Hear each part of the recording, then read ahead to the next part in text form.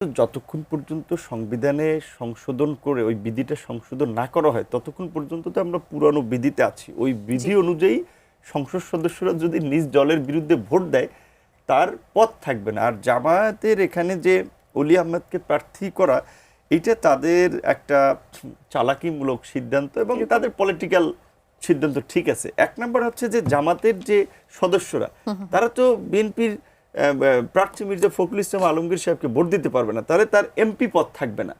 দ্বিতীয় হচ্ছে অলি আহমেদের রাষ্ট্রপতি হওয়ার সম্ভাবনা 0%। সরি টু সে, সে একজন প্রবীণ রাজনীতিবিদ। 0% কেন মনে করছেন? তিনি কিভাবে রাষ্ট্রপতি হবেন? জামায়াতের সব মিলিয়ে আপনার এই সংসদ সদস্য আপনার আছে 80 সামথিং, 80 জন না ভাই?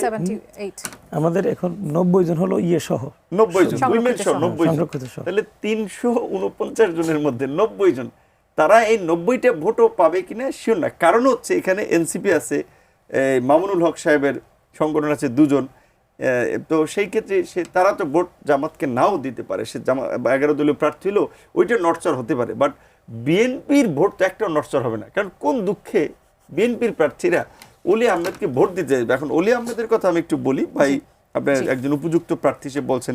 অলি আহমেদ একজন মুক্তিযোদ্ধা, আই রেসপেক্ট হিম, কিন্তু আমি তার সাথে কথা বলেছি সিনিয়র মানুষ হিসেবেও। যেহেতু আপনারা দেখেছেন 2018 সাল থেকে এই জুলাইয়ের আগ পর্যন্ত তরুণদের আন্দোলনের একটা লিডিং পজিশনে ছিলাম। মঞ্চে মির্জা ফখরুল সাহেব কিংবা বিএনপি স্ট্যান্ডিং কমিটির সদস্য, এদিকে জামাতের আমির, সেক্রেটারি, ওনাদের পাশাপাশি আমার বসার ওই প্ল্যাটফর্মে একটা সুযোগ হতো।